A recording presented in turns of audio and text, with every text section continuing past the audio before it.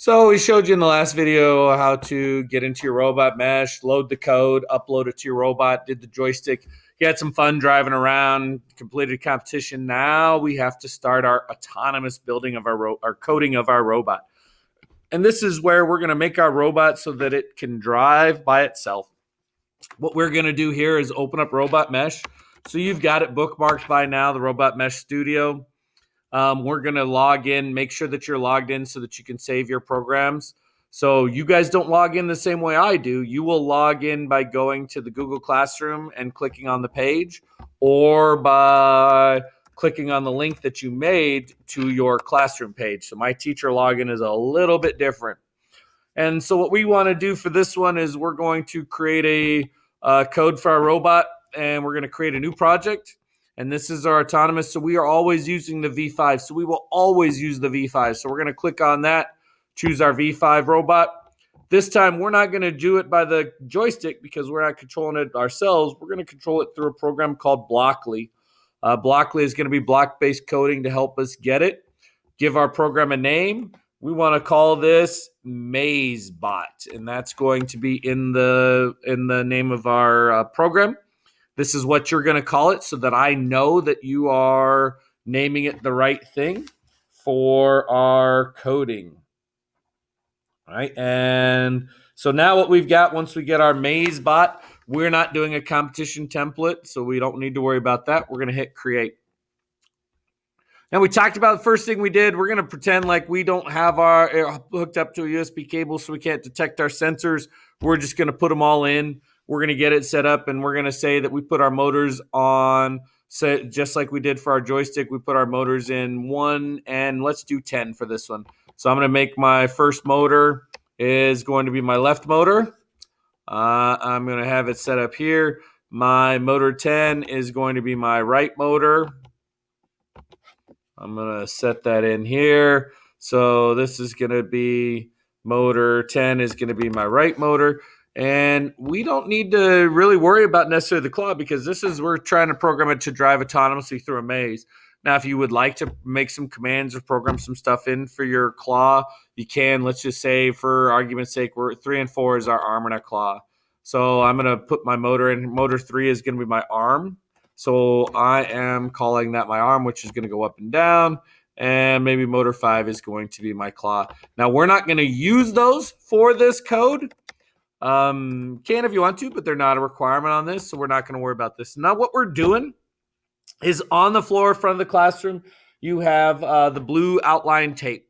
And your teacher's giving you instructions that you're going to have to get through the maze as quickly as possible. And you have to go through all 3 legs of the maze.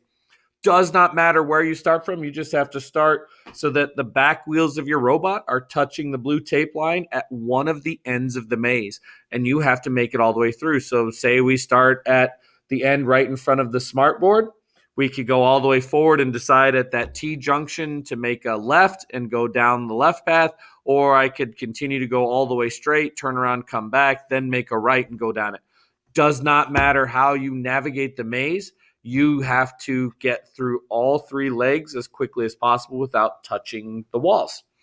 So now that our motors are set up, we're going to go in here. We're going to set up and create and get our robot going. Now, a couple of really cool things that we can do here. First thing that we want to do is with our left and our right motor, remember, we got to reverse polarity on them. So I'm going to say that my right motor is the one that needs to be reversed. One of them is going to be reversed, right? The first time you run your robot, if you go forward, one motor goes forward, one motor goes backward. First thing you're going to say is, I forgot to reverse the polarity. So you want to make sure that you get the polarity reversed, and we're set up there. The other thing that we can do down here, and I'm going to show you a couple of ways that we can do this. We are also going to set up and make your life exponentially easier. Whenever you're using 2 robots, we can set up a drivetrain. So if you scroll all the way down here, you're going to see here drivetrain. And we're going to go and configure our drivetrain here.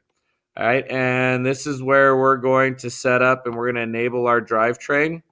We're going to call this DT for drivetrain. Our left motor is going to be left. Our right motor is going to be right? And the right motor, reverse the polarity on it.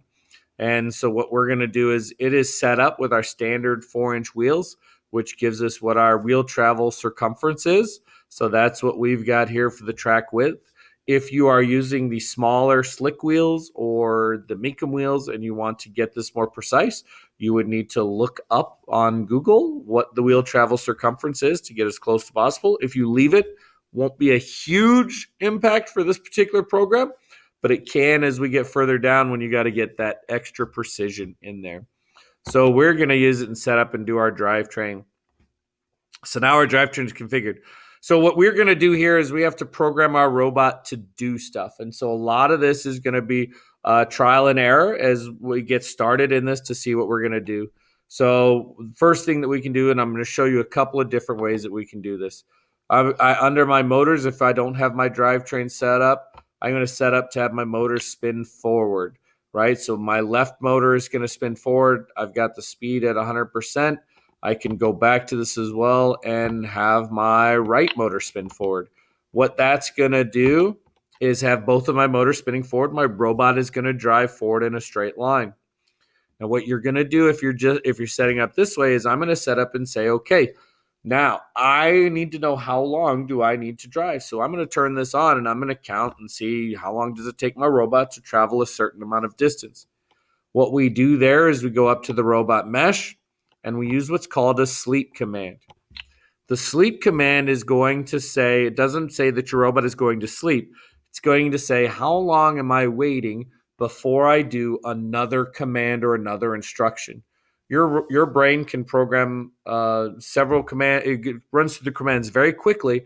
So if I do left, right, back, forward, back, forward, back, forward, back, those commands will happen so quickly that you might not even see all of the commands taking place. So we give it a sleep to say, okay, execute the drive forward for the left and the right, and then wait for 3 seconds before you get another command. So now I'm going to go back in and say, what is my next command? Now, if I don't give it another command, my robot is still going to be driving forward because that's the last command my robot was given, my brain was given. It's not going to say, okay, he doesn't want to drive forward anymore. It just goes through what was the last command. So if I want my robot to stop, I would go back into my motors and I could scroll down here and I could say, okay, I want my robot to stop. And I could do my left and I'm going to stop. Hold means it's going to hold the motor in place, which means it's going to stay. This is really for your claws and your arm movement. So it's going to hold it in the same place. Brake, it's going to brake and come to a stop. Coast, it's just going to stop applying power. But if your robot's really moving, it might continue to roll. I would recommend you do the brake because you don't want to overshoot your turn if you're going to make a turn. Now, here's the only command that I've got. Right now, my robot is going to be, it's only the left motor is braking. I got to bring in and brake the right motor as well. And I want to make sure that I'm doing the same thing. So I'm not coasting one and holding another. So my left motor is going to be braking and my right motor is going to be braking. Good idea to put a sleep in there. How long do I want it to brake? Because if I just do a brake instantly and go right into my next command, my robot might not even stop all the way. So I'm going to go back up in here and I'm going to put another sleep command in here. And maybe I'm just going to have a sleep for 1 second. Now I don't have to, I could, instead of going in for the brake, I could go right into my turn. Right now, a couple ways you can do the turn. If I have one motor moving forward, and one motor moving backward, that'll make my turn. So if I have my left motor going forward, right motor going backward, I'll make a right turn. My right motor going forward, left motor going backward, that's going to be my left turn. I can also configure that by going through my drivetrain, and I can say how far or what do I want to do with my drivetrain. So I can put in here drivetrain, turn left 90 degrees, and it's going to do all of the math for you and turn your robot 90 degrees. I can then go in and say drivetrain, drive forward, and I can put in how far forward as it in centimeters, millimeters, or inches.